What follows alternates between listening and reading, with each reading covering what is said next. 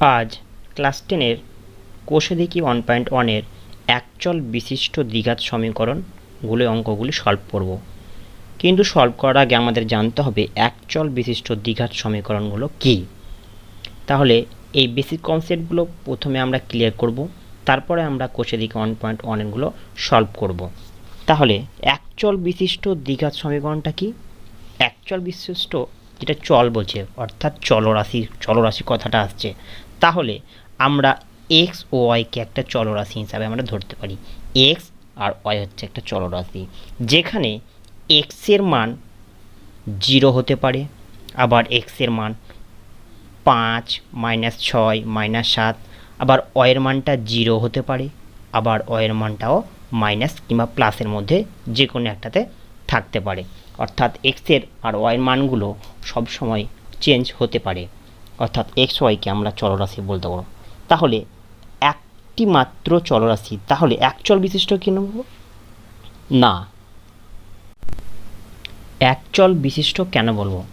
যদি আমরা একটা সমীকরণ যদি নিই 3x² প্লাস 3x = 0, তাহলে এখানে এই যে সমীকরণটা আছে, এই সমীকরণে এক্সটা হচ্ছে একটা চলরাশি, তাহলে এখানে একটি মাত্র চলরাশি কাজ আছে হিসাবে, এখানেও একটাই এক্স আছে, এখানেও এক্স আছে, তাহলে এখানে এক্সটাই, এই জন্য এটাকে আমরা এক চলরাশি, একচল বিশিষ্ট বা এক চলরাশি বলতে পারবো।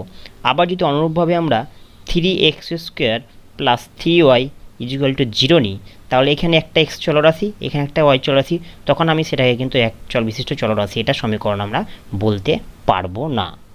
তাহলে আমরা জানলাম 3x² প্লাস 3x, অর্থাৎ এখানে এক্সটা একটা মাত্র চলরাশি আছে, সেই জন্য এক চল বিশিষ্ট রাশি এটা হয়ে যাবে তখন এক চল। কিন্তু এখানে 3x² প্লাস 3y = 0, এখানে দুটো চলরাশি আছে, একটা এক্স একটা ওয়াই, কিন্তু আমি সেটাকে তো এখন আমরা একচল বিশিষ্ট বলতে পারবো না।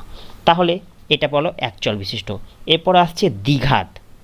দ্বিঘাতটা কি?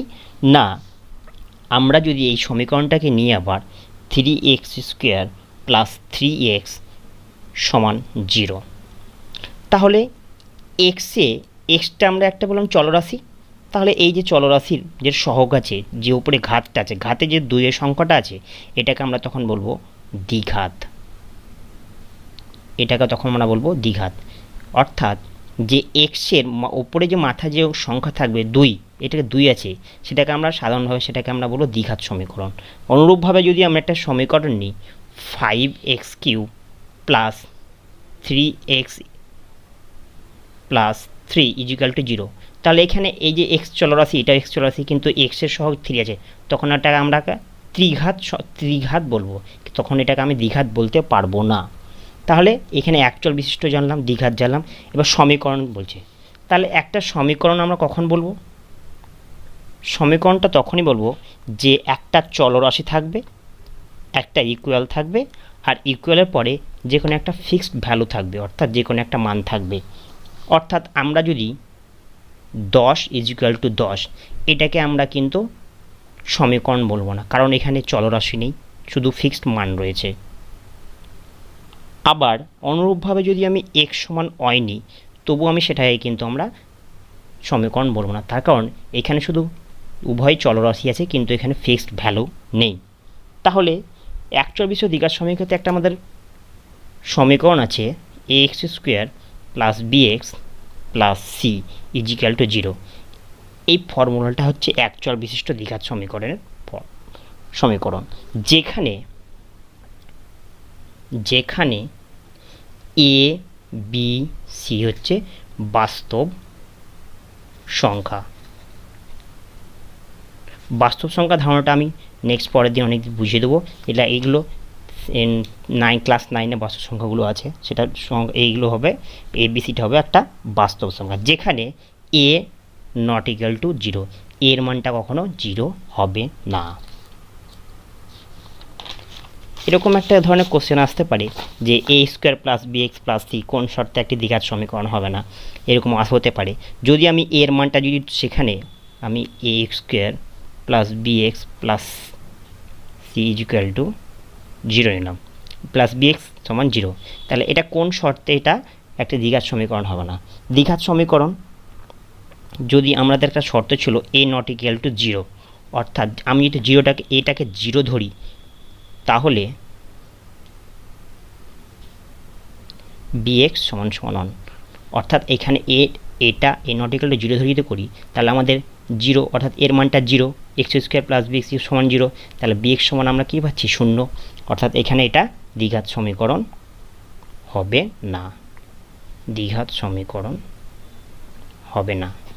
তাহলে একটা উদাহরণ যদি আমি নিই, একটা x plus 9 by x equal to, যদি আমি 6 নিই, 6 হলে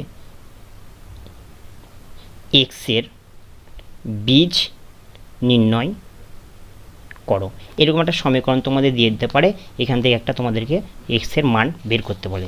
এইখানে যদি আমরা সলভ করি এটাকে, তাহলে x লসাগু আসলো, লসাগু করে x square plus 9 equal to 6। আবার যদি আমরা x স্কোয়ার প্লাস 9 করি তাহলে এটার সঙ্গে এটা গুণ, অর্থাৎ 6x।